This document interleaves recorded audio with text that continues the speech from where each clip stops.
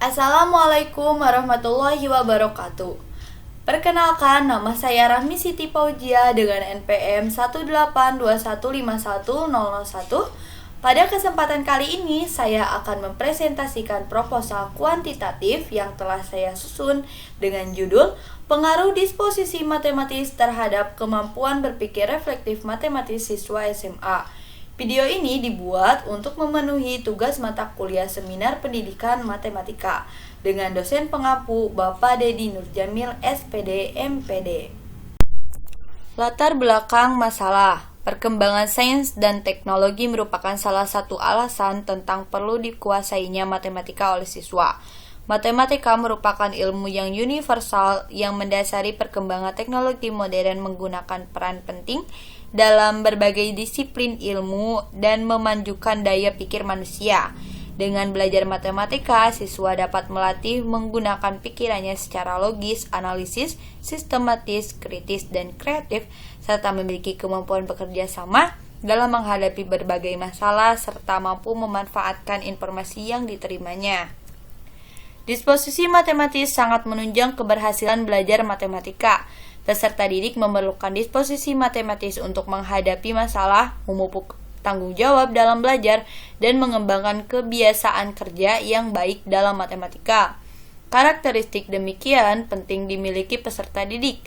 Kelak, peserta didik belum tentu akan menggunakan semua materi yang mereka pelajari, tetapi dapat dipastikan bahwa mereka memerlukan disposisi positif untuk menghadapi situasi problematik dalam kehidupan mereka.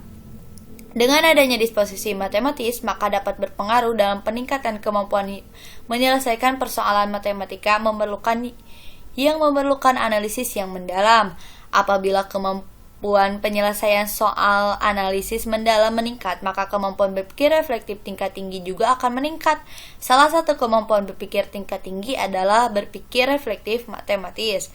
Sejalan dengan paparan yang telah diuraikan, maka peneliti dalam melakukan penelitian ini mengambil judul Pengaruh Disposisi Matematis terhadap Kemampuan Berpikir Reflektif Matematis Siswa SMA.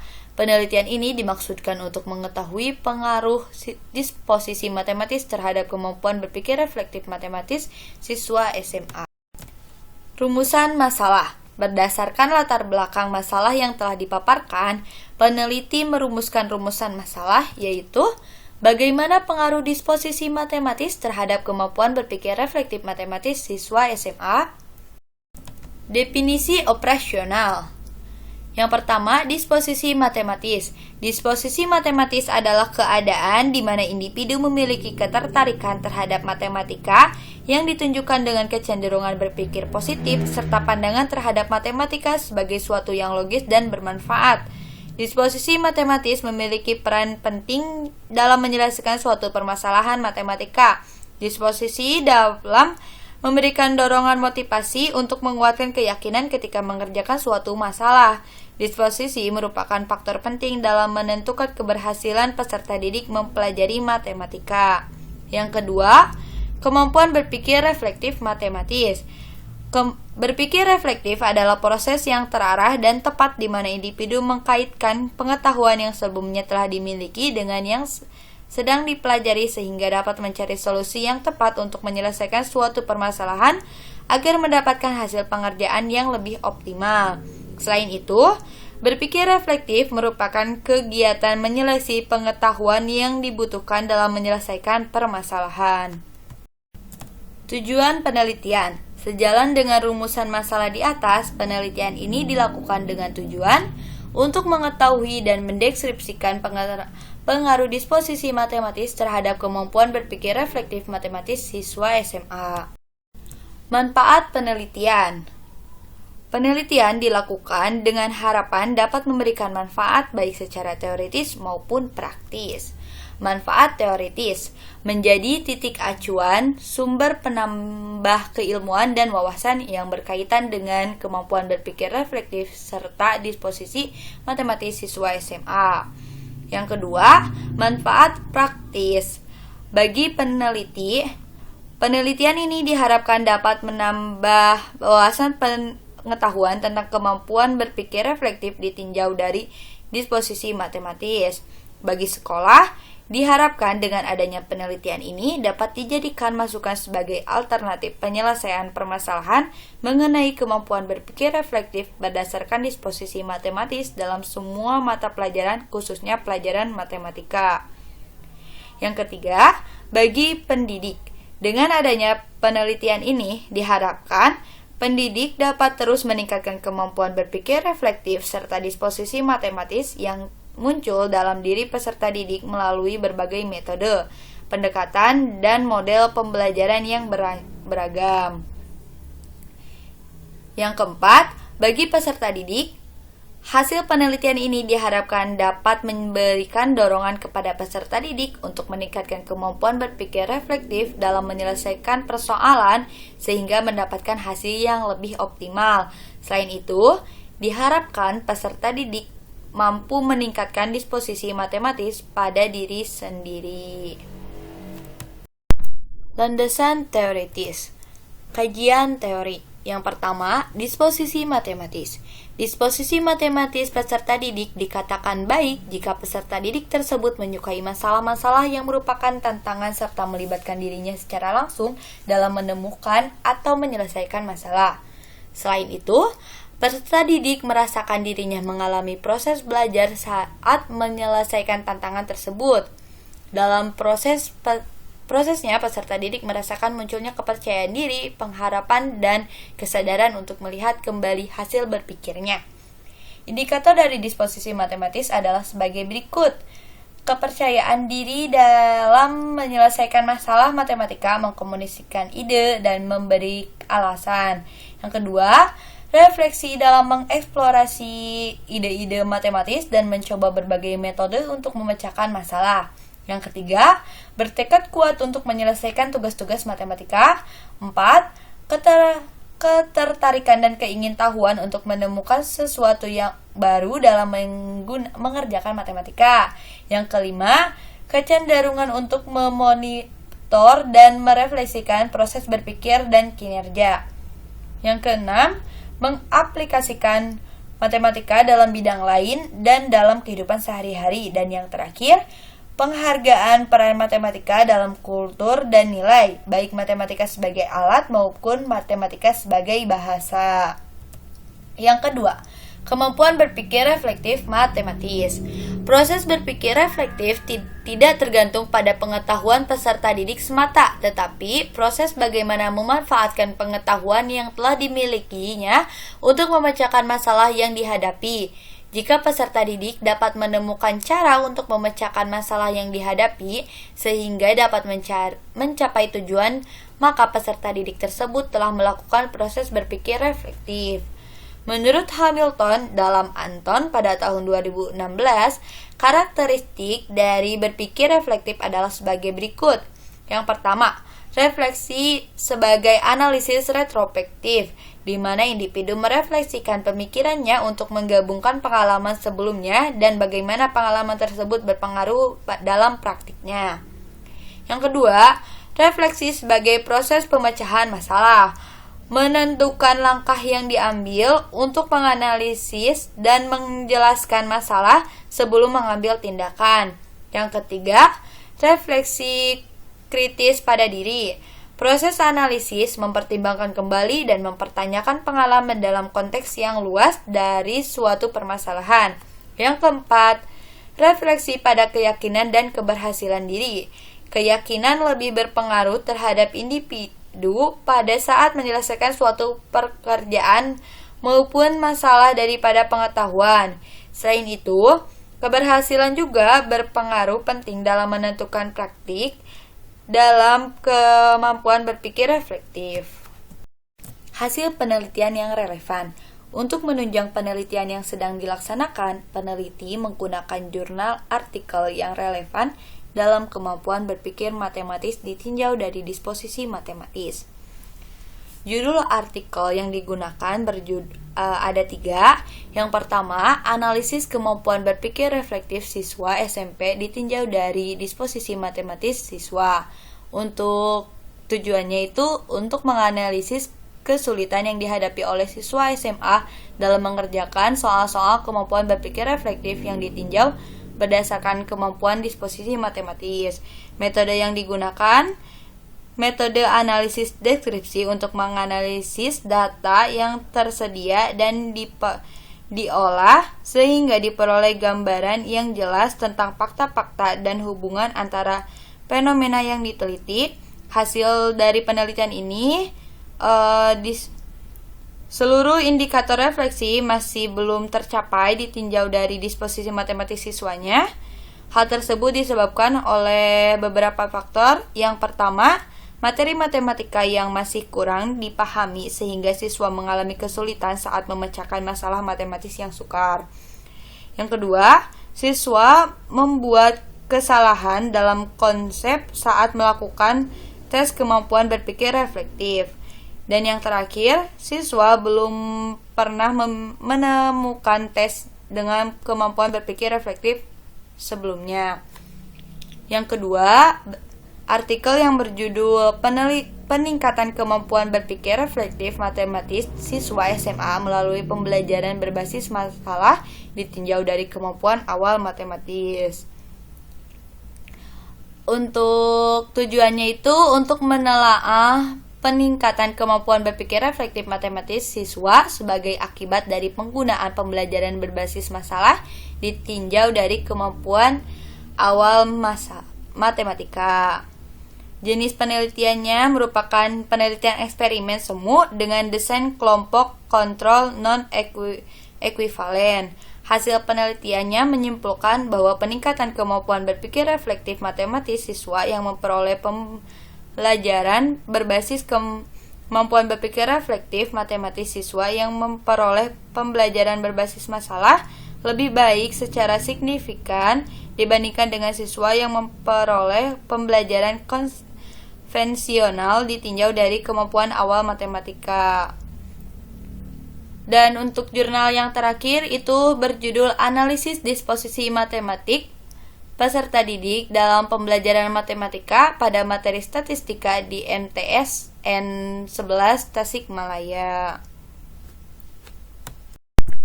Kerangka berpikir. Pada landasan teoritis telah dikemukakan bahwa disposisi matematis merupakan ketertarikan peserta didik terhadap matematika yang ditunjukkan melalui sikap positif dan pandangan bahwa matematika adalah suatu yang logis dan bermanfaat. Sedangkan kemampuan berpikir reflektif matematis dimaknai sebagai kemampuan menghubungkan pengetahuan yang dimilikinya untuk menyelesaikan masalah pada situasi baru. Berdasarkan hal tersebut, maka kerangka berpikir penelitian ini adalah bila disposisi matematika X terus ditingkatkan oleh peserta didik, maka dapat menyebabkan peningkatan terhadap kemampuan berpikir reflektif matematis pada peserta didik. Dapat dilihat pada gambar. Hipotesis penelitian. Berdasarkan kemampuan berpikir yang disusun, maka hipotesis penelitian ini adalah terdapat pengaruh disposisi matematis terhadap kemampuan berpikir reflektif matematis siswa. Prosedur penelitian. Metode penelitian. Metode penelitian yang digunakan adalah metode penelitian deskriptif. Metode kuantitatif deskriptif merupakan metode penelitian yang berlandaskan pada filsafat positivisme, digunakan untuk meneliti pada populasi atau sampel tertentu.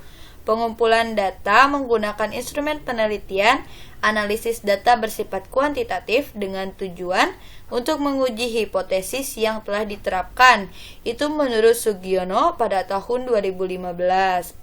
Subjek penelitian pada penelitian ini diantaranya adalah siswa SMP kelas eksperimen dan kelas kontrol, di mana kelas eksperimen merupakan kelas yang diberikan tindakan kemampuan berpikir reflektif matematis dan kelas kontrol merupakan kelas tanpa diberikan tindakan kemampuan berpikir reflektif matematis. Variabel penelitian. Variabel penelitian terbagi menjadi dua, yaitu yang pertama variabel bebas. Variabel bebas adalah variabel yang mempengaruhi timbulnya variabel terikat menurut Sugiono pada tahun 2019 halaman 57. Dalam penelitian ini yang termasuk variabel bebas adalah disposisi matematis. Yang kedua, variabel terikat. Variabel terikat adalah variabel yang dipengaruhi oleh variabel bebas. Menurut Sugiono pada tahun 2019, halaman 57, dalam penelitian ini yang termasuk variabel terikat adalah kemampuan berpikir reflektif matematis. Populasi dan sampel. Menurut Sugiono pada tahun 2019, populasi adalah wilayah generalisasi yang terdiri atas objek atau subjek yang mempunyai kualitas dan karakteristik tertentu yang ditetapkan oleh peneliti untuk dipelajari dan kemudian ditarik kesimpulannya. Dalam penelitian ini, populasi yang diambil adalah siswa SMA Negeri 4 Rimen kelas 10. Adapun alasan pengambilan populasi yaitu karena pokok bahasan yang akan diteliti dalam penelitian ini mengenai sistem persamaan linear 3 variabel atau SPLTV yang dipelajari di kelas 10. Pada dasarnya, sampel adalah bagian dari populasi yang di dalamnya memiliki sifat yang dimiliki oleh populasi itu sendiri. Sampel adalah bagian dari jumlah dan karakteristik yang dimiliki oleh populasi. Menurut Sugiono pada tahun 2019 halaman 81. Sampel pada penelitian ini adalah siswa SMA kelas 10 MIPA 2 dan kelas 10 MIPA 3 dengan jumlah siswanya 70 orang. Sampel terdiri dari kelas eksperimen dan kelas kontrol, di mana kelas 10 MIPA 2 merupakan kelas eksperimen dan kelas 10 MIPA 3 merupakan kelas kontrol. Teknik sampling atau pengambilan sampel dilakukan menggunakan probability sampling. Teknik pengambilan sampel ini memberikan peluang yang sama besar bagi setiap populasi untuk menjadi sampel. Adapun jenis probability sampel yang digunakan adalah simple random sampling. Teknik pengumpulan data. Pada penelitian ini, teknik pengumpulan datanya dilakukan menggunakan dua, yaitu menggunakan tes dan juga angket kuesioner. Untuk tes yang diberikan pada penelitian ini berbentuk esai atau uraian yang disesuaikan dengan materi sistem persamaan linear 3 variabel atau SPLTP dengan indikator kemampuan berpikir reflektif matematis. Lalu untuk angket kuesioner dalam penelitian ini, angket yang digunakan untuk mengetahui tingkat disposisi matematis peserta didik. Instrumen penelitian. Instrumen penelitian merupakan alat bantu yang digunakan untuk mengumpulkan data yang diperlukan. Instrumen yang digunakan oleh peneliti untuk mengukur kemampuan berpikir reflektif matematis yaitu berupa tes uraian mengenai kemampuan berpikir reflektif matematis dengan materi sistem persamaan linear 3 variabel atau SPLTP. Berikut ini merupakan kisi-kisi soal kemampuan berpikir reflektif matematis dapat dilihat pada tabel 1. Sedangkan untuk mengetahui tingkat kecenderungan disposisi matematis peserta didik, peneliti menggunakan angket kuesioner yang terdiri dari 20 pernyataan. Angket kuesioner menggunakan skala Likert yang terdiri dari 4 pilihan, yaitu SS untuk sangat setuju, S untuk setuju, TS untuk tidak setuju, dan STS untuk sangat tidak setuju. Pada item positif memiliki bobot skor SS4, S2, TS2, dan STS1. Sedangkan untuk item negatif memiliki bobot skor SS1, S2, TS3, dan STS4. Dapat dilihat pada tabel 2 merupakan kisi-kisi angket kuesioner disposisi matematis. Sebelum menggunakan suatu tes, hendaknya pendidik mengukur terlebih dahulu derajat validitas dan reliabilitas suatu tes. Uji validitas digunakan untuk mengukur apakah tes tersebut dapat memberikan informasi yang sesuai dan dapat digunakan untuk mencapai tujuan tertentu atau tidak. Sedangkan uji reliabilitas digunakan untuk mengukur tingkat atau derajat konsistensi dari suatu instrumen. Pada penelitian ini menggunakan bantuan aplikasi SPS dengan ketentuan yang telah disepakati sebelumnya. Untuk uji validitas, ketentuannya apabila nilai SIG kurang dari 0,05, maka soal tersebut valid. Jika tidak, maka soal dapat dikatakan tidak valid. Lalu untuk uji reliabilitas digunakan keputusannya itu untuk tetap menggunakan soal, merevisi atau mengganti soal didasarkan pada kriteria reliabilitas. Teknik analisis data. Pada penelitian ini yang digunakan adalah uji normalitas dan Mann-Whitney test. Uji normalitas digunakan dengan asumsi bahwa dalam setiap variabel akan diteliti atau dianalisis harus bersifat normal. Pada pengujian normalitas data menggunakan chi-kuadrat dengan menggunakan bantuan SPSS, untuk hipotesis yang digunakan pada uji normalitas adalah sebagai berikut. HO untuk data berdistribusi normal, H1 data tidak berdistribusi normal. Jika nilai sig lebih besar dari 0,05 maka HO diterima sehingga data yang disajikan bersifat normal, tetapi jika tidak maka HO ditolak.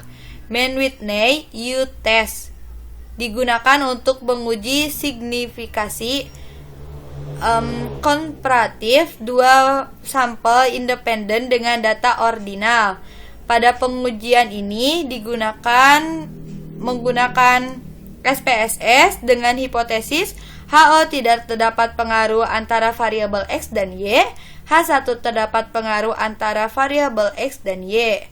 Jika nilai sig kurang dari 0,05 maka HO ditolak sehingga data yang disajikan terdapat pengaruh antara variabel X dan Y, tetapi jika tidak maka HO diterima. Waktu dan tempat penelitian. Untuk waktu dapat dilihat pada tabel berikut. Pada waktu itu dilakukan dari bulan Maret 2021 sampai bulan Juni 2021. Untuk tempatnya, penelitian akan dilaksanakan di SMA Negeri 4 Rimen yang beralamatkan di Jalan Harmoni nomor 29, Kota Rimen, Ria, Jawa Barat. Sekian yang dapat saya sampaikan. Maaf apabila ada kesalahan. Semoga apa yang disampaikan dapat bermanfaat, khususnya untuk saya dan umumnya untuk kita semua. Wabillahi taufiq wal hidayah. Wassalamualaikum warahmatullahi wabarakatuh.